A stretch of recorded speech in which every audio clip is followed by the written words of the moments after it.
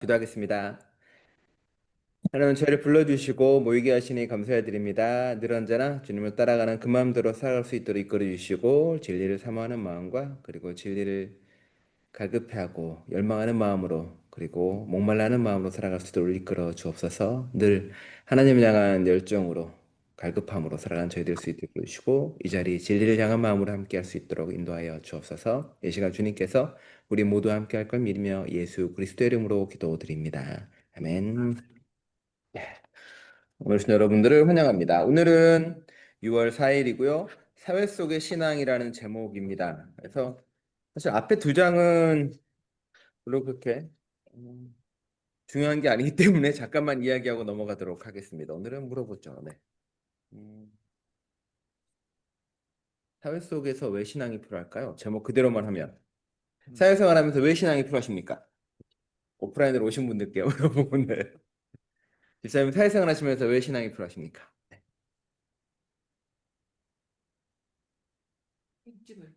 거기는 답이 없어요. 교재 힌트가 있을까요? 아니 뭐 예, 저 뒤로 가면 답이 있긴 한데 첫 장으로는 답이 안 나올 겁니다. 거의 없네요. 성경 공부요. 네, 성경 보면 뒤로 가면 좀 있긴 한데 신앙이 그냥 우리 일상생활 아닌가요? 그렇죠. 예. 사회에서 신앙이 있는 게 너무 당연한 일인데. 그렇죠. 그런데 가정에서도 신앙이 네, 있어야 네, 되고, 직장에서도 신앙이 네. 있어야 되고. 근데 어느 순간 종교랑 사회생활을 구분하는 사람들이 많잖아요. 예. 예. 왜 그럴까요? 그게 자기한테 이로우니까 그럼. 예, 그런 것 사회적으로 약간 그렇게 시스템을 만들어 놓기도 한 거예요. 그러니까 중세가 지나가면서 종교 권력이랑 세상 권력이 구분이 되기 시작을 하잖아요. 그러면서 사회적으로 어떤 게 나오냐면은 종교는 이쪽에 관여하지 말라. 종교는 정치에 관여하지 말라던가 종교는 사회나 이런 게 관여하지 말고 그 종교는 종교대로 따로 유지하고 그리고 사회는 사회의 어떤 민주적인 시스템이나 사회 각각의 시스템을 가지고 굴러가겠다라고 결정을 해요. 그렇게 되니까 그럼 사람들은 당연히 거기에 익숙해지게 되고요. 시스템적인 것뿐만 아니라 정신적으로도 약간 그런 생각을 하게 되는 거예요. 아, 종교를 구분지어야 되겠구나. 그러면서 자기도 모르는 사이에 그 사회 시스템 속에서 종교 생활이 이렇게 사회생활과 구분되어지면서 자신의 마음속에도 자꾸 종교 생활을 이렇게 구분짓는 삶을 살아가게 되는 거죠. 그러면서 두 개가 머릿속에도 구분되어지고 우리가 신앙생활을 하면서도 종교생활 따로, 정치생활 따로, 경제생활 따로, 문화생활 따로 이 전부를 이제 구분해 놓고 생각을 하기 시작하는 거거든요. 그게 일종의 사회 시스템적으로 만들어낸 상황이기도 하게 됐다라고 이야기하는 거예요. 그게 이제 여기서는 현대 세속주의라고 이야기를 하거든요. 그래서 이제 그럼에도 불구하고 이제 종교가 자신의 자유를 방해한다거나 어떤 사회 시스템을 방해하는 걸 금지하다 보니까 자신의 마음속에서도 신앙과 종교 생활이 자신의 삶을 막는 그 무언가가 되기 시작을 합니다. 그럼에도 불구하고 세상은 여전히 종교를 찾고 여전히 무언가를 찾는데 그게 일상의 불안이나 그런 것뿐만이 아니라 그 여기서는 이제 불확실성이라고 이야기를 하는 거예요. 사회 자체가. 그러니까 사회 자체가 무엇이 옳고 그른가를 판단할 수 있는 기준 자체가 모호해지기 시작을 하거든요. 쉽게 2차 세계대전이나 세계대전을 겪으면서 모더니즘 세계가 무너져 나가고 사람들은 자신의 과학조차도 믿지 않는 세계가 되기 시작을 하거든요. 그러면서 이제 어떤 장밋빛 미래, 과학으로 펼쳐지는 이제 그런 거에 대한 것도 사그러들기 시작하고 그러니까 모든 것 자체가 불확실한 상황에 도래하게 되는 거죠. 심지어 좀 이제 이슬람이나 이런 원리주의나 근본주의자 같은 경우에는 이게 맞아라고 완벽하게 주장을 하고 하는 사람도 있긴 하지만 그 자체도 오히려 확신이 오히려 누군가를 무너뜨리거나 확신 자체가 잘못되는 경우도 꽤 많은 일이 벌어지게 되는 거죠.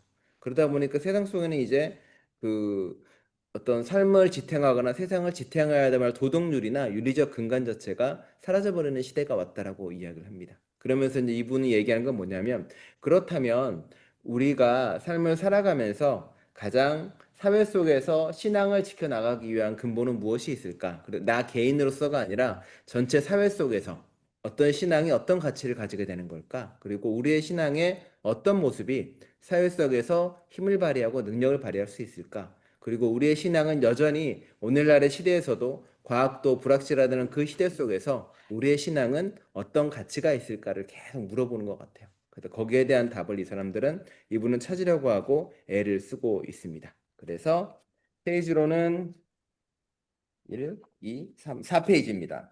아닌가? 맞다. 4페이지. 4페이지입니다. 4페이지. 네. 음. 자, 4페이지에 하나, 둘, 네 번째 줄부터 읽겠습니다. 4페이지의 네 번째 줄입니다. 하지만 이슬람과의 대화를 통해서 서구 사회는 세상 사람들이 모두 사회생활을 떠받치는 하나의 합리적이고 세속적인 기초를 받아들이지 않는다는 점을 알게 되었습니다. 그런데 우리가 이슬람의 분석에 동하지 않는다면 그 대신에 무엇을 도덕적 사회의 기초로 제시해야 할까요? 입니다. 그렇죠.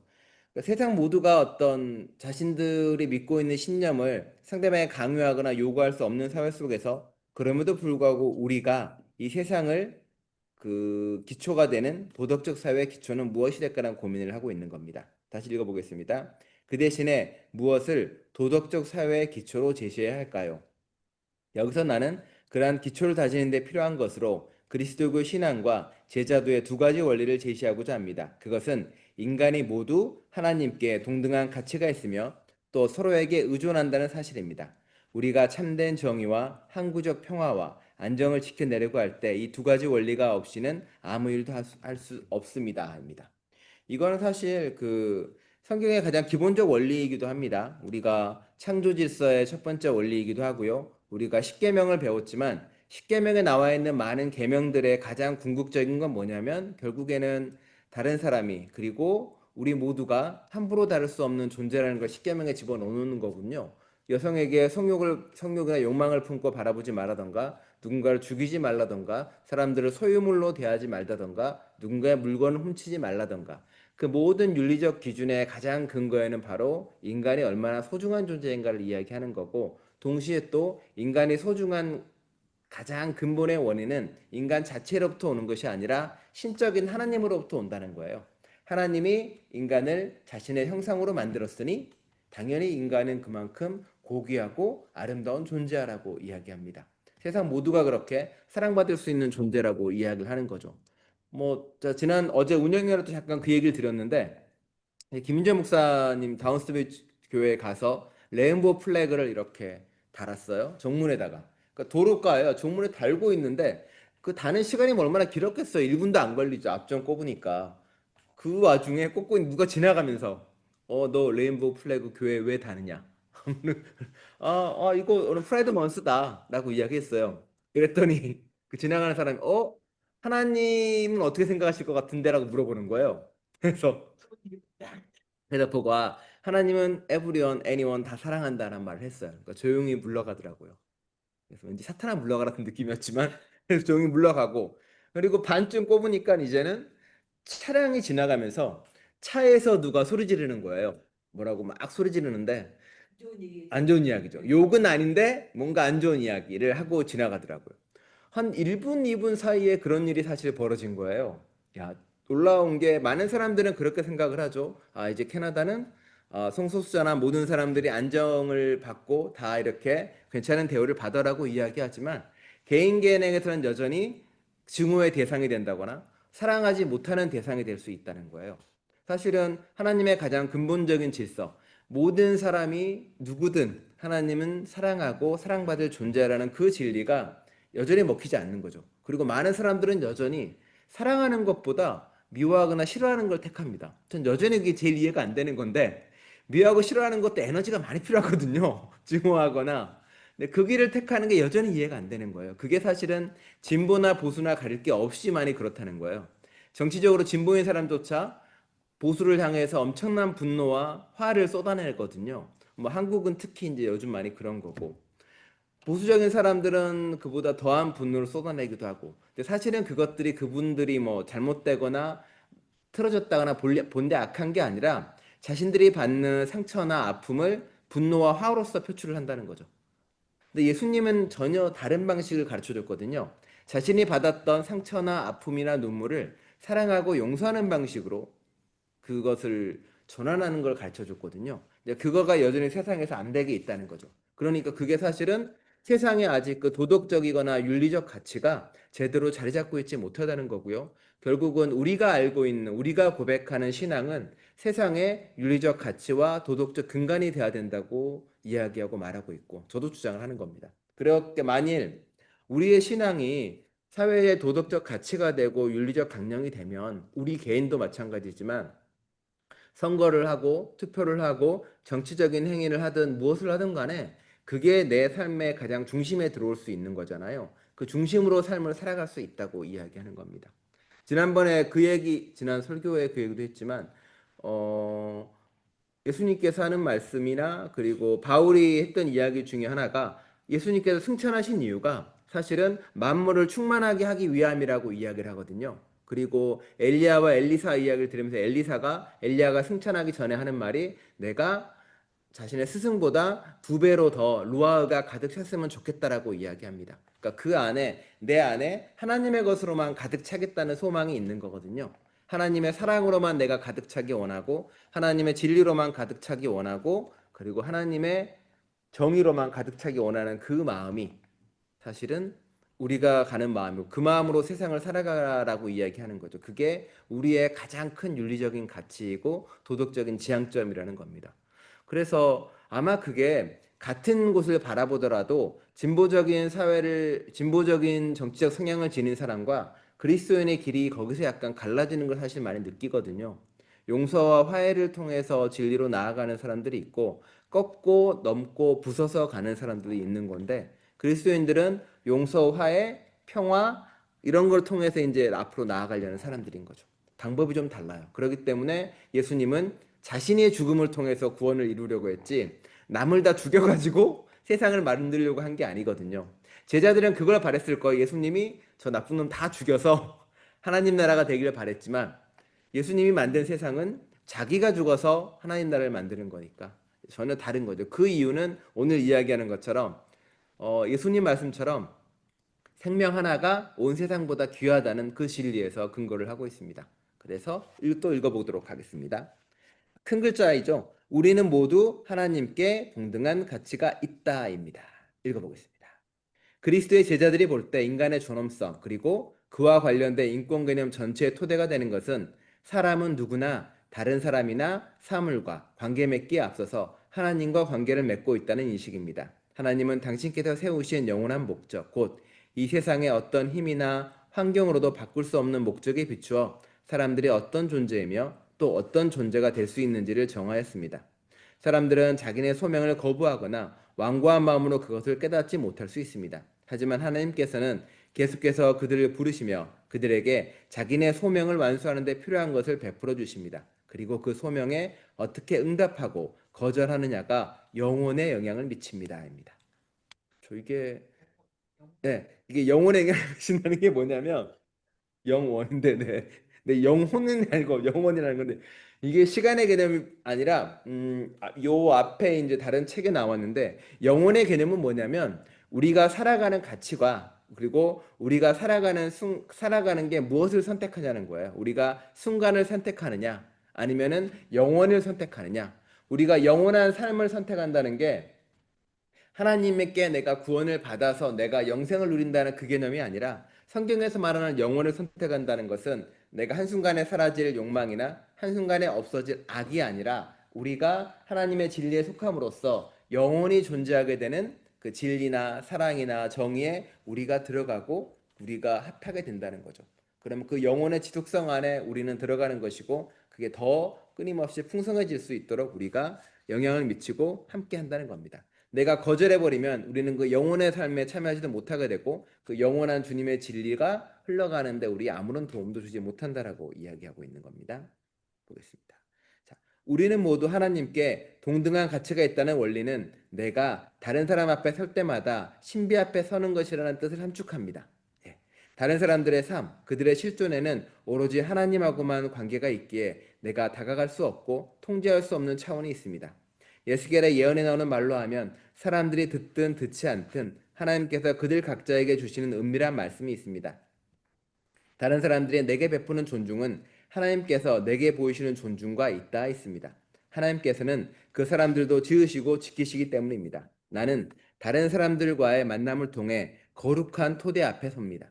그 이유는 그들이 마땅하고 정당한 법적 권리를 타고났기 때문이 아니라 그들의 삶에는 내가 온전히 알 수 없는 차원, 곧 하나님께서 정의를 주셔서 이 세상 속에 독특한 능력과 가능성을 지니고 존재하는 차원이 있기 때문입니다. 그리스도의 제자로도 똑같이 인권과 인간의 존엄성을 위해 헌신하지만 어떤 법적 자격이 있어서가 아니라 이처럼 바탕에 놓인 존중하는 마음이 동기가 되어 그렇게 헌신합니다. 전 이 말씀이 좋은데, 내가 새로운 낯선 누군가를 만나거나 지금 만나고 있는 사람은 사실은 내가 모르는 또 다른 우주라는 거예요. 이분이 경험하고 만나고 체험했던 우주는 내가 한 번도 만나거나 경험하거나 체험하지 못한 우주거든요. 그분은 그래서 거룩하고 놀라운 존재이고요. 그분에게 베푸신 하나님의 놀라운 경험들이 있고 목소리가 있고 만남이 있고 섬김이 있는 거예요. 그럼 제가 누군가를 만날 때 그 누군가는 내 앞에서는 풀 수 없는 신비로 다가오는 거죠. 그 신비는 나와의 만남을 통해서 내가 그분을 통해서 하나님을 경험할 수 있고요. 내가 그분을 통해서 하나님의 손길을 느낄 수 있는 겁니다. 타인은 내게 천사와 같고 타인은 내게 하나님인 이유가 바로 그런 까닭인 거죠. 사실은. 그래서 야 정말 나쁜 놈을 내 앞에 만나면 어떻게 될까요? 누가 내가 생각해보니까 내가 정말 어떤 악인을 경험한 적은 사실 없어요. 그러니까 그러네요. 네.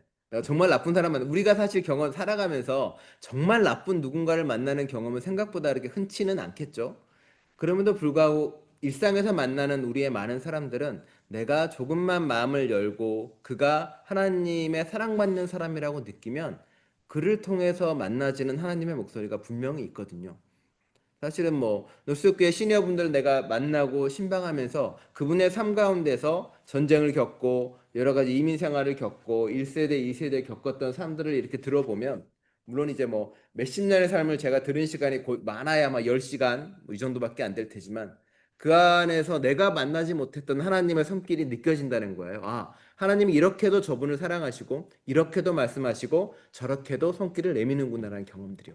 그러면 내 앞에 있는 그 타인은 내가 미워하거나 싫어할 수 있는 존재가 더 이상 아니에요. 그는 하나님의 가장 사랑받는 누군가라는 거죠. 그러니 내가 함부로 대할 수 없는 거죠. 그렇죠? 예를 들어 그렇죠. 요나에서 이제 그 넝쿨 이야기도 많이 하긴 하지만 예를 들어서 얼마 전에 이제 교회 앞에 화단을 만들었잖아요. 꽃도 심고 심었단 말이에요. 거기에 있는 꽃 하나하나가 저한테는 다른 의미일 거 아니에요. 누가 다른 밭에 심은 꽃과 내가 심은 꽃은 다르죠, 의미가. 그리고 더 사랑하고 더 돌볼 수밖에 없는 거죠. 그리고 누군가가 하나님이 심은 꽃이 내 앞에 있는 거예요. 그럼 그 존재는 하나님의 사랑을 받기 때문에 더 의미 있고 더 가치 있는 존재로 타인을 만나게 되는 거죠. 그런데 타인만 그럴 뿐만 아니라 우리 또한 그런 존재라는 거, 나 또한. 그래 나를 미워하거나 중요할 수 없는 거고 나 자신도 충분히 사랑받을 자격이 있고 하나님 보시기에 아름답다는 자존감도 일단 쌓여 나가는 거죠. 자존심하고는 다르지만 그 뒤에 읽어보겠습니다. 이 원리는 또 세상에는 불필요한 사람, 곧 여분의 사람이 없다는 사실을 뜻합니다. 모든 사람의 유익을 위해 모든 사람이 필요합니다. 인간의 실패는 하나님의 목적에서 유일무이하고 반복 불가능한 측면이 소멸되는 것을 용인하는 것이라는 점에서 비극적이고 가혹한 일입니다. 러시아의 위대한 소설가 보리스 파스테르나크가 소설 닥터 지바고의 등장인물을 통해 말하는 것처럼 이거는 소설 얘기도 안 쓸 거면서 우리는 고대 제국들이 아무 꺼리낌 없이 수없이 많은 인간을 살육하고 희생시켜도 된다고 여겼다는 사실을 쉽게 잊어버립니다. 그러나 그리스도교 복음은 한 인간만큼 고귀하고 하나님의 형상을 담는 존재는 없다고 선언합니다. 그렇죠. 예. 출애굽의 하나님이 고백하는 것은 세상에 가치 없는 사람은 없고 여분의 사람은 없다라고 이야기합니다. 종종 많은 자본주의 사회에서는 노동력이 없거나 그리고 소비 능력이 없는 사람을 쓰레기 취급하거나 필요 없는 존재로 친다는 거예요. 그리고 그 사람들을 계수하지 않기도 하고요. 옛날 고대 사회에는 여성을 숫자에 넣지 않기도 했고요. 그리고 아이들을 숫자에 포함시키지 않기도 했습니다.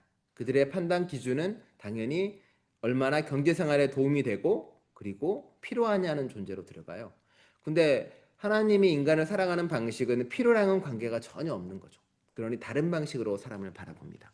예를 들어서 놀숙교회는 이제 우리 교회를 얘기하는 거죠. 아, 시니어가 많고 우리 교회는 앞으로 이제 젊은 사람이 더 많이 들어와서 좋으면 좋겠다는 이야기를 합니다. 당연히 그것도 맞는 말이지만 그보다 더 중요한 것은 시니어 한 분과 젊은 사람 한 분이 있다고 할 때 젊은 사람이 교회의 미래를 위해서 더 중요해, 어린아이가 더 중요해라고 해서는 안 된다는 겁니다. 시니어 분들 자체가 가지고 있는 아름다움이 있는 거고요. 그 자체가 하나님의 사랑받는 사람들이기 때문에 뭐 삶을 정리하고 마무리 짓는 사람으로 본다는 아니에요. 그 자체만으로도 이미 아름답고 충분히 존중받을 만한 가치가 있는 거고, 아이들도 장애인도 성소수자도 마찬가지인 거예요. 그러면 이 많은 윤리를 가지고 가게 되면 세상에 나가서는 달라지는 거죠. 시니어가 차별받으면 당연히 안 된다고 말하는 거고, 어린이가 차별받으면 안 된다고 말하는 거고, 모두 한 명 한 명이 다 소중한 존재이고 그들이 주인공이라고 말할 수 있는 신앙과 가치관을 가지게 된다는 이야기입니다. 그래서 그다음 보겠습니다. 그러므로 이 원리는 인간이 엄청나고 영구적인 헌신을 받을 만한 가치가 있다는 것을 가르칩니다. 부자이거나 가난하거나 하루를 살거나 90년을 살거나 상관없이 인간은 온전한 관심과 돌봄을 받을 자격이 있습니다. 그렇죠?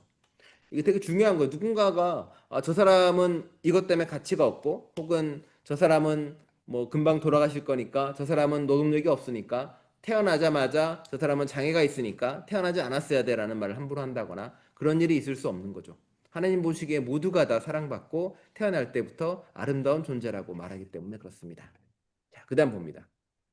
예를 들어 죽어가는 사람을 많은 비용을 들여 헌신적으로 보살피거나 소위 정신적으로 생산 능력이 없는 사람들을 귀하게 여기며 나아가 어린아이나 태어나지 않은 아이까지도 존중하는 일은 전형적으로 그리스도교의 실천에 속합니다. 또 사람들이 결혼 생활에서 배우자에게 평생토록 헌신할 수 있는 것도 그 일이 극히 중요하고 힘든 일임을 생각할 때 가로칩니다.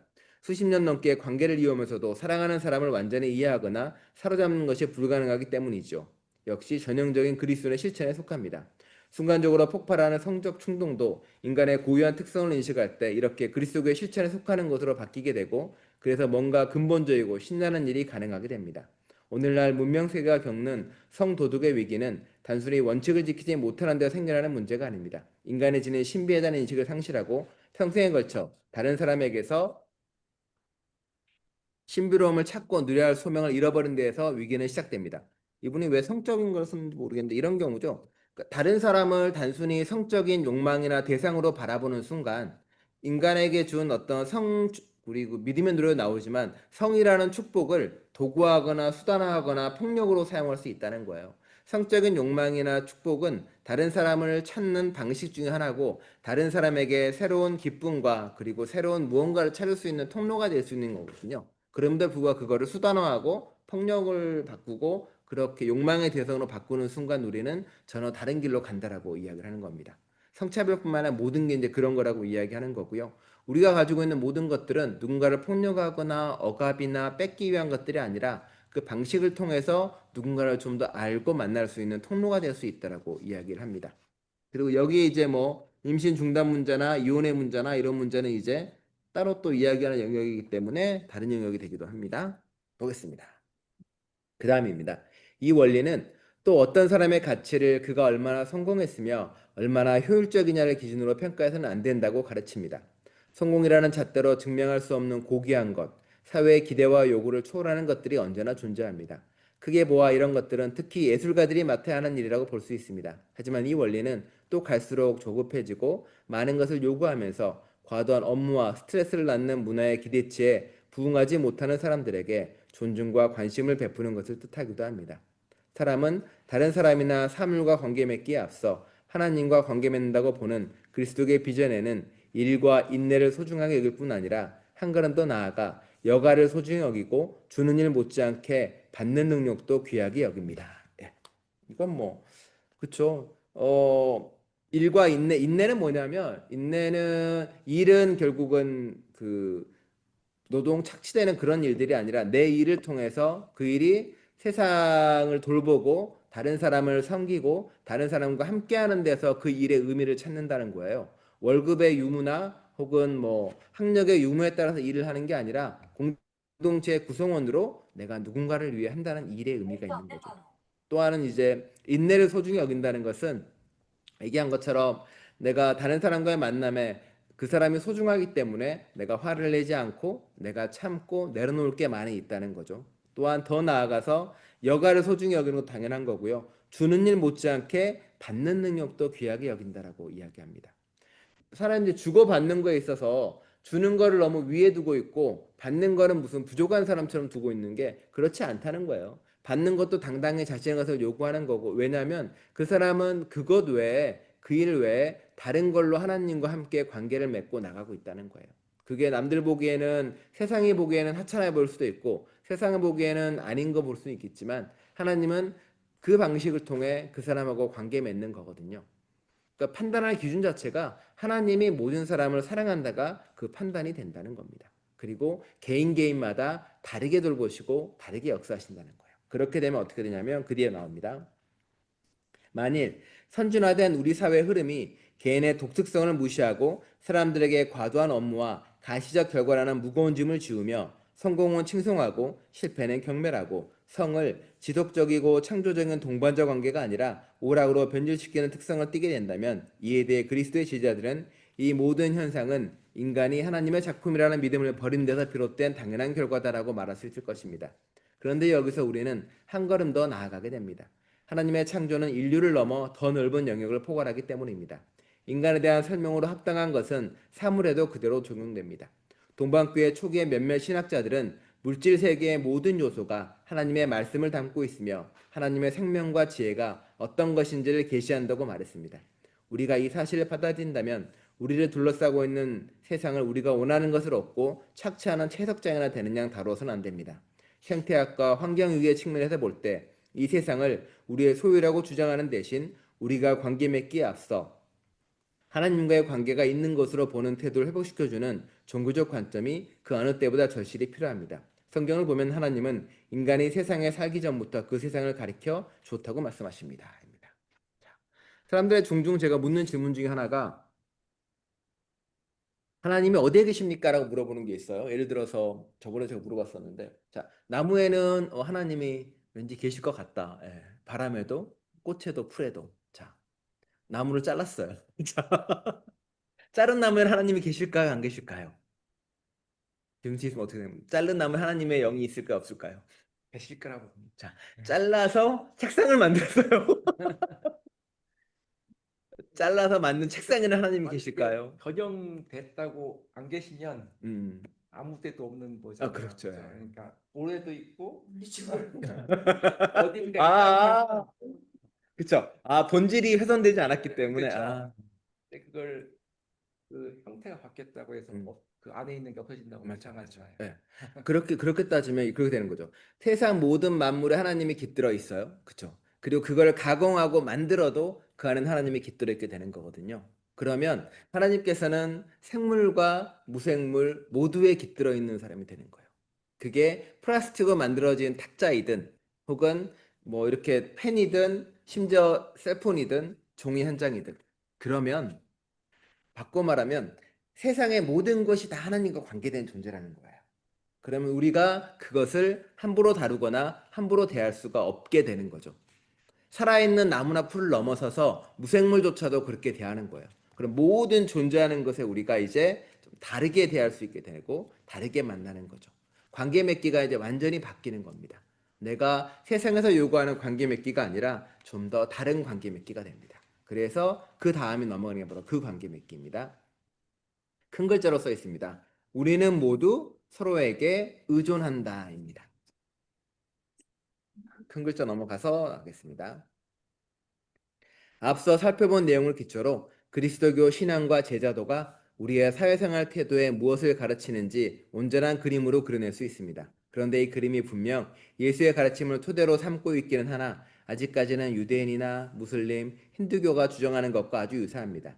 다양한 종교에 속한 사람들은 이러한 개념을 공유할 수 있으며 사회 속에다 힘을 합쳐 그 개념을 실천할 수 있습니다. 그러나 좋은 사회를 건설하는 일에 그리스도교가 기여할 수 있는 별개의 요소가 있으며 이것이 내가 강조하려고 하는 두 번째 원리입니다. 예. 그러니까 우리 그리스도교만이 가지고 있는, 또 그리스도교가 더 강하게 주장하는 많은 것들이 있죠. 예를 들어서 많은 종교에서 주장하는 게 그거잖아요. 황금률이라고 이야기하는 거죠. 예. 내가 받고 싶은 만큼 다른 사람에게 대접을 하고 내가 당하기 싫은 일을 남에게 하지 마라. 그게 가장 기본적인 윤리로 들어가는 거죠. 그런데 이게 약간 문제점이 발생을 합니다. 왜냐하면 내가 받고 싶은 방식으로 다른 사람을 사랑하는데 이게 어떤 일이 벌어지냐면 장제에 그런 얘기 나오잖아요. 그 새를 너무 사랑하는 왕이 있었어요. 그 새를 한 마리 잡아다가 새장에 가둬둡니다. 그리고 자기가 받고 싶은 대로 그 새를 사랑해요. 고기도 주고요. 그리고 다양한 음식을 준단 말이에요. 그 새는 어떻게 됐을까요? 죽어버리죠.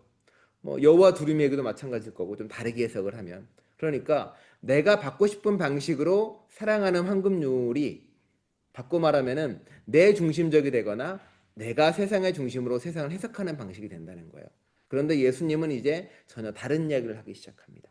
그게 이제 내 방식으로가 아니라 상대방이 원하는 방식으로 상대방을 사랑하고 상대방이 생각하는 방식으로 상대방에게 해주는 길로 나아가게 돼요.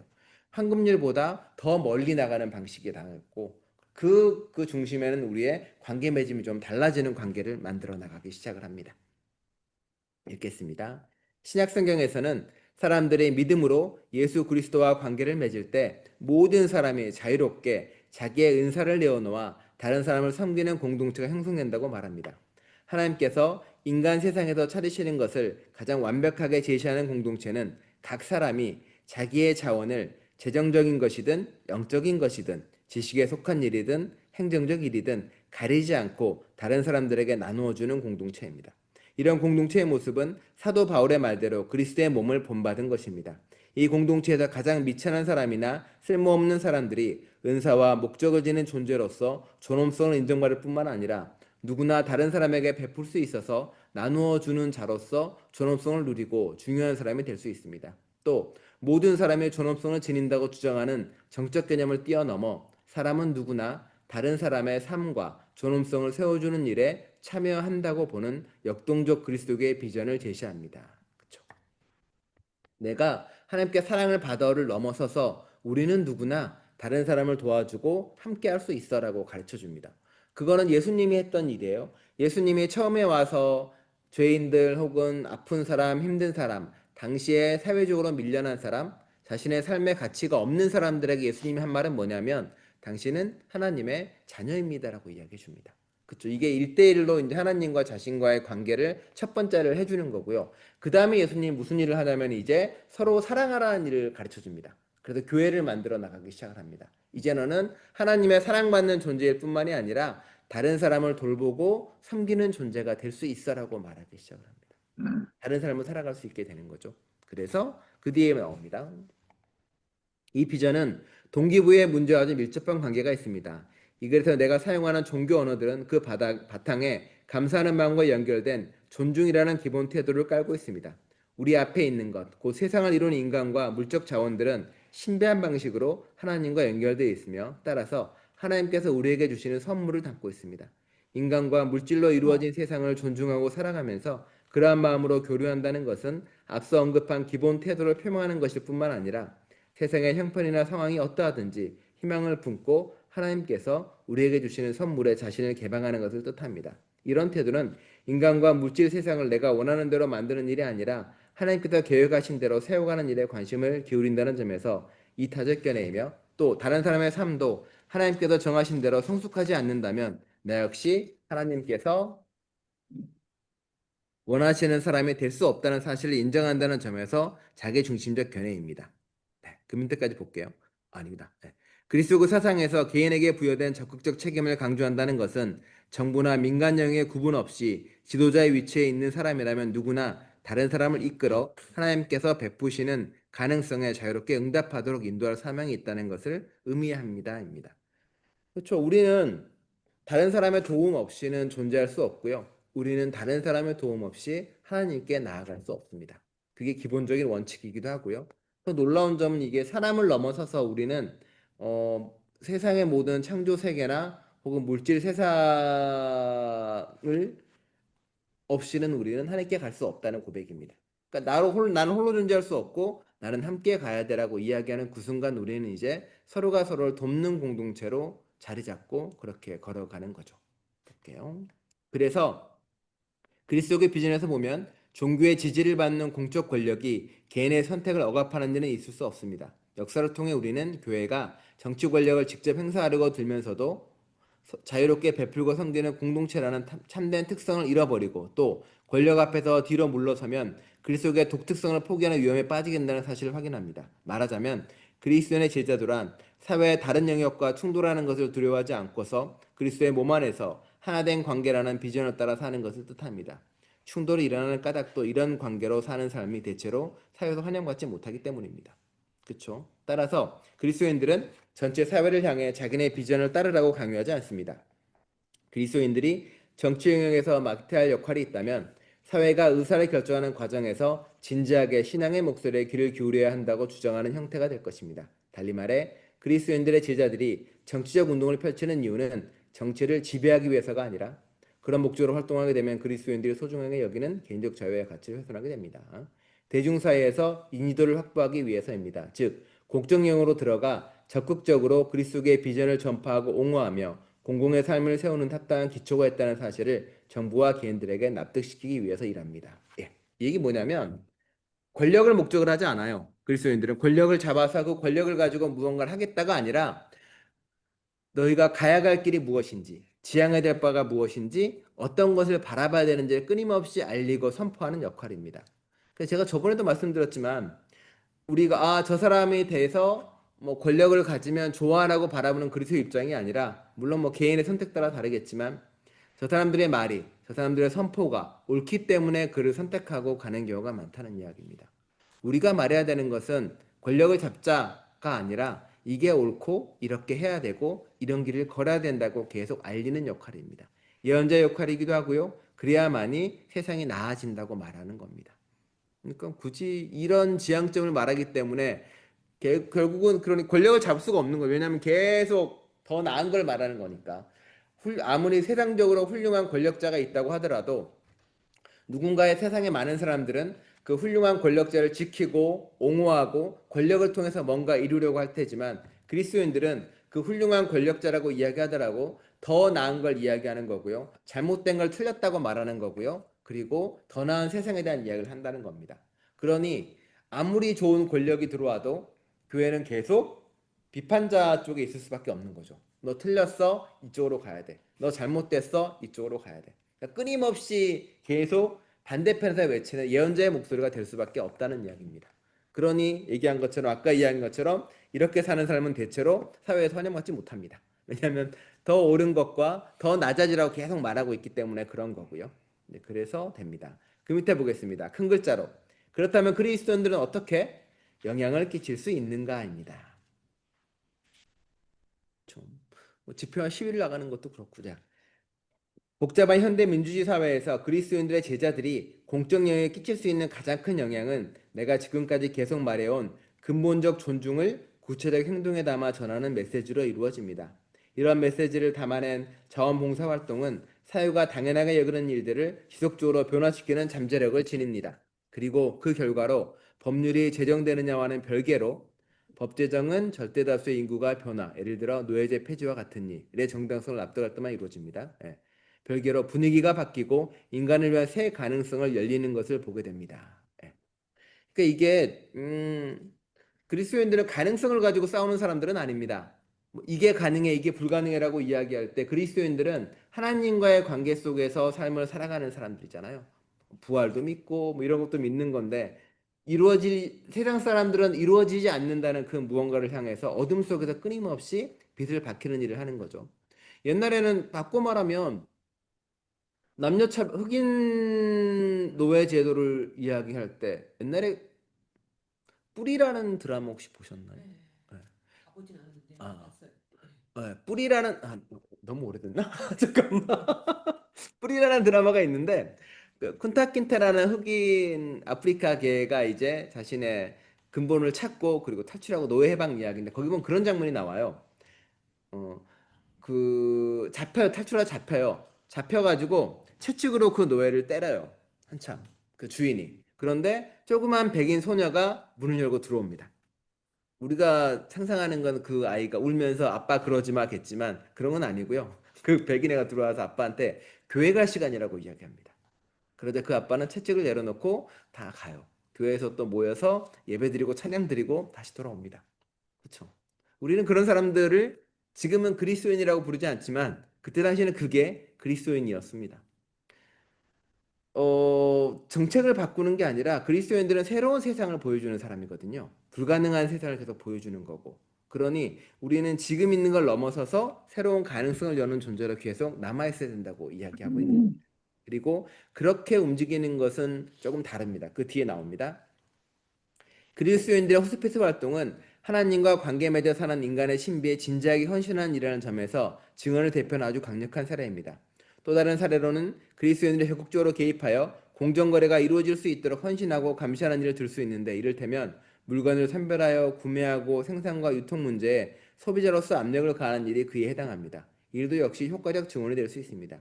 영국에서 우리는 개인과 회중들로 하여금 자신들이 남기는 환경 발자국을 감시할 수 있게 해주는 간단하고 다양한 방법들도 개발하고 있습니다. 이 활동은 사회 일반에서 이 문제를 도덕적이고 영적인 문제로 인식하는데 작지만 의미 있게 기여하고 있습니다.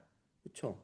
죽음이 끝이 아니라고 이야기하는 호스피스 활동이나 환경이나 자연이 하나님의 것이라고 주장하는 활동들 자체가 다른 의미를 가지고 있는 거죠. 우리는 하나님의 창조 세계를 돌보는 일로 이곳에 함께하고 있습니다. 어떤 목적을 이루거나 성취하거나 거기서 희망을 얻는 것이 아니라 하나님의 일에 함께 참여하는 과정 가운데서 우리는 그 사회적 활동을 참여하고 있습니다. 보겠습니다. 그리스도교와 기타 종교단체들은 환경 문제처럼 표를 얻는 데 효과가 없어서 주류파 정치 집단의 지원을 받기 어려운 운동들을 전면에 내세우기에 딱 좋은 위치에 있습니다. 영국에서 많은 교회들로부터 큰 홍을 이끌어낸 그런 운동 가운데 하나가 교도소의 환경을 개선하는 일입니다. 세속 민주주의 과정이 겉으로는 합리적이고 공정해 보이나 선거 과정에서 제기되는 여러 요구들, 안타깝게도 이런 요구들이 언제나 합리적이고 공정하지만은 않습니다. 요구들에 쉽게 휘둘리게 된다는 사실을 알 필요가 있습니다. 나라의 번영을 다루는 큰 규모의 쟁점들이 이러한 갈등들을 압도하며 그래서 장기적 중요성을 지니는 여러 타의 문제들에 귀를 기울이게 만드는 일이 어렵습니다. 교회나 여러 신앙단체들은 정치적 흐름이나 다수 의견에 흔들리지 않고 인간 본성을 이해할 수 있는 까닭에 이러한 장기적 문제들의 신탁관리인이나 후계는 역할을 담당할 수 있습니다. 이게 신탁관리인이라는 단어가 영어 그건데 뭐 어쨌든 네, 이건 다음에. 이러한 맥락에서 국가와는 별개로 자체의 온전함과 의미를 추구하는 공동체들이 제시하는 도덕적 비전에 국가가 귀 기울여 들어주는 양태를 띌 때 건강한 민주주의를 할 수 있습니다. 그러니까 정치나 권력이나 혹은 세상에 추구하는 건 다수결이거든요. 사람들이 가장 많은 관심을 갖거나 사람들이 가장 중요하다고 생각하는 것에 정치 권력이나 사람들은 따라가요. 그런데 종종 정치가들이 이 얘기하죠. 우선순위에서 뒤에 밀려난 것들이 있단 말이에요. 그건 나중에 하자. 그건 다음에 해결하자. 그건 지금은 안 돼. 라고 밀려난 것들. 밀려난 것들이고 오랫동안 관심을 가져야 되는 문제들에 관심을 갖는다는 거죠. 그게 이제 기독교인들이나 그리스도인들이 관심을 가져야 된다는 거예요. 밀려난 사람들을 소수의 사람들이 옛날 예수님 시대에 받지 못했던 것처럼 우리는 그런 사람들에게 손을 내민다는 거죠. 뭐 예를 들어서 그런 거죠. 이 땅에는 아마 캐나다 땅에도 서류 미비 이민자가 있을 거 아니에요. 소위 이제 불법이라고 말해지는 이민자들이 있는데 그런 사람 아무도 관심 갖지 않죠. 근데 그런 사람들 돌보는 것도 교회가 하는 역할이기도 하죠. 난민으로 와 있지만 경제적으로 지원받지 못하고 많은 사람들이 생각할 때 난민들은 그냥 정부에다 돈 받아 잘 살고 있어라고 오해받는 사람들이 있을 테니까 당연히 그들을 돌보는 게 교회의 역할이기도 합니다. 원주민들에 대한 오해도 많죠. 원주민들도 돈 받으니까 잘 살지 않아 잘못된 생각을 하고 있죠. 그런 부분을 돌보는 것도 교회의 역할이라는 거예요. 세상에서 관심이나 권력부터 멀어진 사람들 계속 돌보는 역할을 하는 거죠. 뭐 세계적으로 봐도 마찬가지죠. 세계적으로 봐도 뭐 관심이 가는 사람들이 관심 갖는 전쟁들이 있단 말이에요. 그리고 사실은 뭐 지금 이스라엘 가자지구에서 벌어지는 것도 이스라엘을 지지하는 사람들은 권력자나 돈 많은 사람들은 거기에 포커스가 되어 있지만 정작 가자에서 죽어가는 희생자들에게는 아무도 돌아보거나 혹은 관심을 갖지 못하는 경우도 있고요. 그런 사람들에게 교회가 손을 뻗거나 내밀어야 된다는 거죠. 밀려나거나 관심 없는 사람들에게. 그게 우리가 해야 될 일이라고 이야기합니다. 그리고 그 다음 봅니다.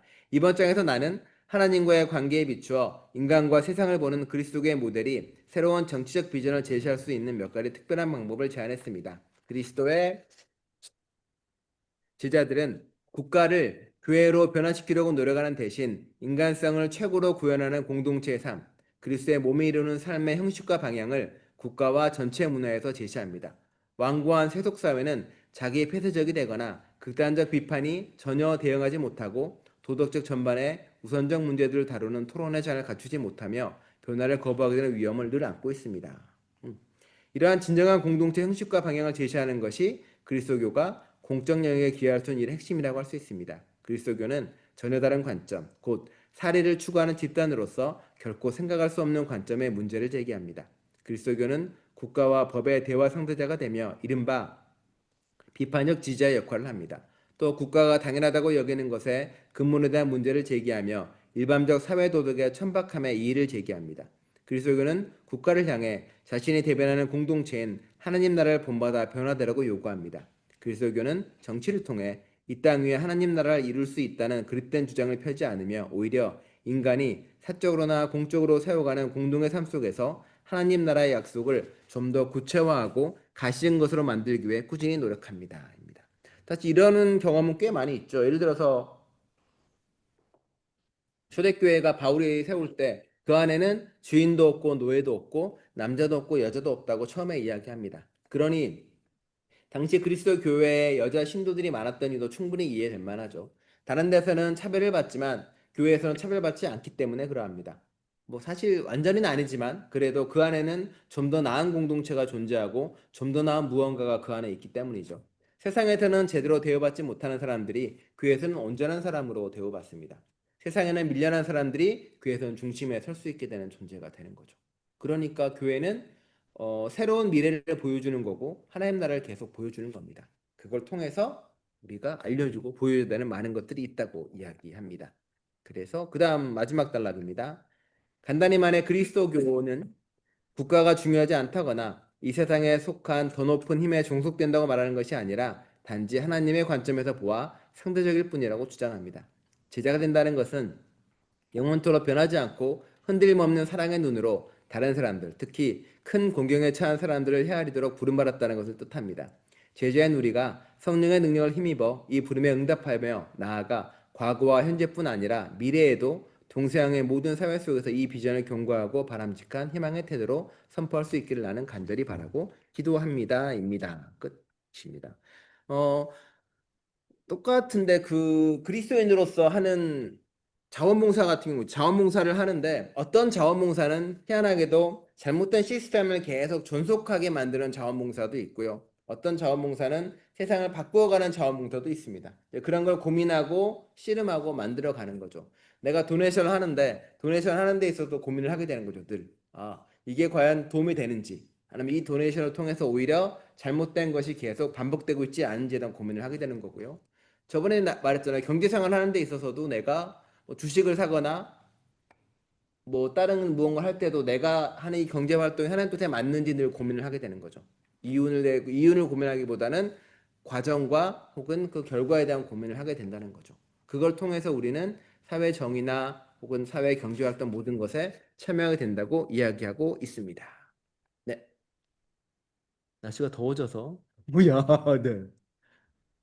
지구 온난화뿐만 아니라 모든 거에도 좀 더 고민했으면 좋겠습니다. 신앙생활이 구분되지 않고 내 일상에 다 들어와서 물건을 사는 거나 파는 거나 일을 하는 거나 내가 무생물 하나하나 대할 때도 좀 그 안에 하나님이 깃들어 있다는 마음으로 대하면 그리고 내가 홀로 존재할 수 없다는 마음으로 타인을 대하면 좀 더 나은 삶을 되고 우리가 보여줄 것은 새롭게 만들어갈 미래를 우리는 보여주는 사람들입니다. 내가 사람은 어떻게 돼야 되는지. 교회 또한 마찬가지예요. 교회가 그래도 중요한 건데 교회는 사회의 미래를 보여주는 공동체가 되어야 됩니다. 뭐 사회에서 인정받는 사람이 교회도 똑같이 인정받고 사회에서 인정받지 못하는 사람이 교회도 똑같이 인정받지 못하면 교회와 삶은 다를 바가 없겠죠. 교회는 사회에서 인정받지 못하는 사람들이 중심에 설 수 있는 공간을 만들어 줘야 됩니다. 근데 많은 교회는 이제 보통 많은 부자들이 장로가 되고 권력을 가진 사람들이 교회 중심에 선단 말이에요. 똑같이 사회랑. 그렇게 하지 말자는 거예요. 그래서 오히려 그렇지 않는 다른 모습으로 섬기고 봉사하는 사람만이 교회 중심에 설 수 있는 곳을 만들어 가야 그런 교회가 옳다라고 이야기합니다. 자, 질문 받습니다. 다들 피곤하시죠? 온라인도 질문 받고요. 두 분도 질문 있으시면 얘기해 주시고요. 네. 투표할 때 뭐를 주로 생각하시나요? 그럼요. 왜냐하면 한국에 저는 이제 저번에 말씀드렸죠. 전 제가 투표한 후보가 한 번도 당선된 적이 없습니다. 왜냐하면 저는 항상 이렇게 택할 때 당선 가능성으로 보는 게 아니라 내용을 쭉 보면서 아 이게 가장 하나님 나라랑 맞아라고 해서 택하거든요. 그럼 저는 그 택한 후보의 목소리가 세상에 나아갈 바를 보여준다고 믿는 사람에게 보통 투표를 합니다. 그러다 보니까 이제 한 번도 당선된 적이 없어요. 절대 될 수가 없어요. 절대 내가 옛날에 토론토에서도 할 때 이렇게 막 동물 인권 당인가 나온 적도 이래요. 뭐 다양한 당이 나오는데 뭐 그렇게 합니다. 그래서 저보고 이제 항상 뭐 이렇게 공상주의자라든가 공산 말 공상 망상이라든가 이렇게 많이 얘기하는데 꿈꾸는 사람들이 그리스도인인 것 같아요. 그래서 그 얘기를 계속 하면은 누군가가 그때 마틴 루터 킹의 노예 제도나 혹은 마틴 루터 킹이 평등권을 외칠 때 그게 이루어질 거라고 누가 믿었을까 싶습니다. 성소수자를 외칠 때도 마찬가지고요. 여성의 인권을 외칠 때도 마찬가지고요. 처음 외치는 사람은 아마 이루어질 수 없는 꿈을 말하는 사람이라고 이야기했겠죠. 예수 그리스도도 똑같은 얘기를 했잖아요. 야, 죄인들 보고 너희 다 사실은 사랑받는 자녀라고 이야기하는 그 말이 사실은 어쩌면 우리를 이 세상에서 새로운 꿈을 꾸는 사람으로 만드는 것 같습니다. 이루어가는 사람으로요. 그래서 뭐 한국은 투표도 끝났고 여기도 뭔가 하겠지만 뭐 네. 그래서 여러분들이 네, 현실적인 것보다 꿈을 좀 꿨으면 좋겠다라고 이분은 이야기를 하고 있고요. 여러분이 모든 것도 그런 꿈 속에서 판단하고 살아가라고 이야기하는 것 같습니다. 네. 책의 마지막 챕터. 이 챕터가 하나 더 있어요. 처음 약간 나와서. 사회 속의 신앙이 있고 그 다음에 챕터가 하나 더 있습니다. 네. 아, 그리고 다른 책이 또 있고. 네. 전 네, 마지막 전 아마 6과인데 다음 과가 뭐더라? 나 그런 네, 이분 책 하고요. 그다음에 이분 책 이제 이거하고 한 번 다음은 끝나요. 그다음에 5, 6장. 기본적인 이야기만 나와 있으니까. 네. 이건 대부분 다 아시는 이야기? 그렇죠. 이거는 좀 약간 음. 목사님한테 많이 들었거든요. 그렇죠. 많이 이분 이 책이 그렇죠. 네. 목사님 이 책을 보이겠나? 그러니까 이걸 읽으니까 네, 비슷한 얘기 많아요. 이게 아마 대부분 사람들이 고민을 하는 얘기고, 예. 그래서 글을 되게 잘 쓰셔가지고, 문장이 참 좋구나. 저 이렇게 문장을 쓰지 못하니까. 예. 그래서 하는 거고, 다음 또 다른 이야기고, 그 다음에 인간이 된다는 것은 또 다른 이야기입니다. 인간답게 산다는 게 뭘까라는 고민이 나오는 거고요. 공부를 가지고는 당분간은 당분간은 아니고 또 하죠, 이제. 이거 끝나고 나면 이제, 이 시리즈를 끝난 다음 네. 6월까지 끝나면은 이제 그 다음에는 이제 성경 가지고 다시 돌아갈 생각입니다. 성경 뭐 하고 싶은 특별한 성경 있으신가요?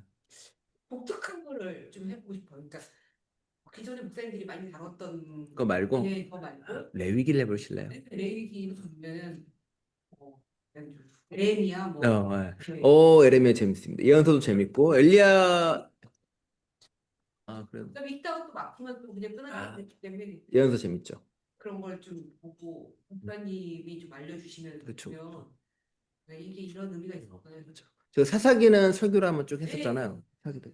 예언서 재밌고요. 레위기도 사실은 재밌습니다. 사람들이 그 법을 재미없어 하는데 신명기도 법도 재밌고요. 신명기 법 같은 경우는 재밌는 거 많죠. 예. 뭐 뼈를 부러뜨리면 어떻게 해라 뭐 이런 것들도 있는데 그 이유가 되게 우리가 십계명만 알고 있는데 십계명을 구체화한 법들이 그 뒤에 계속 나오거든요. 십계명을 기반으로 해서 법이 나와요. 예를 들어서 뭐 여자 노예를 상하게 하면은 뭐 풀어줘라는 이야기부터 해서 저번에 얘기했지만 소를 네 마리 훔치면 배로 물어줘야 되고 양도 훔치면 물어주거든. 배로 물어줘요. 도둑질할 때도. 그런 것들 자체가 놀라운 법이기도 하죠. 훔쳤으면 훔친 만큼 물어보는 게 아니라 더 해줘야 되고 이런 얘기 나오거든요. 그런 것들 한번 다음에 기회가 되면 해보도록 하겠습니다. 아마 그거는 6월 달까지는 이 책으로 다 끝나 이분 책으로 다 할 것 같고요. 이제 그 다음에는 세계처럼 가서. 네, 이분 책은 뭐 짧으니까 그렇게 하도록 하겠습니다. 네. 자, 궁금한 게 있으시거나 혹은 뭐 네. 더워요. 알겠습니다. 그럼 온라인에 계신 분도 질문이 없는 것으로 알고 우리 기도하고 마치도록 하겠습니다. 하나님, 신앙생활과 일상의 삶을 구분하지 않도록 이끌어 주옵소서. 신앙의 모든 것들이 일상 안에 들어올 수 있도록 이끌어 주시고 우리의 삶의 모든 순간하고 판단하고 결정할 때마다 오직 주님의 진리로 그리고 주님의 바람으로 할 수 있도록 함께하여 주옵소서. 우리의 삶이 주님의 진리로 가득 찰 수 있기를 주님의 길로 가득 찰 수 있기를 간절히 소망합니다. 언젠가 어느 순간 내가 무의식으로 행하는 모든 일이 주님의 뜻과 어긋나지 않는 그날을 간절히 바라봅니다. 그 길에 주님이 함께 하실 걸 믿으며 예수 그리스도 이름으로 기도드립니다. 아멘. 감사합니다. 와, 오늘은 8시 전에 끝났네요. 와, 7시 58분입니다. 네. 자, 이분 빨리 끝났고요. 자, 들어가시죠. 다음에 또 뵙도록 하겠습니다. 들어가세요. 수고하셨어요. 네.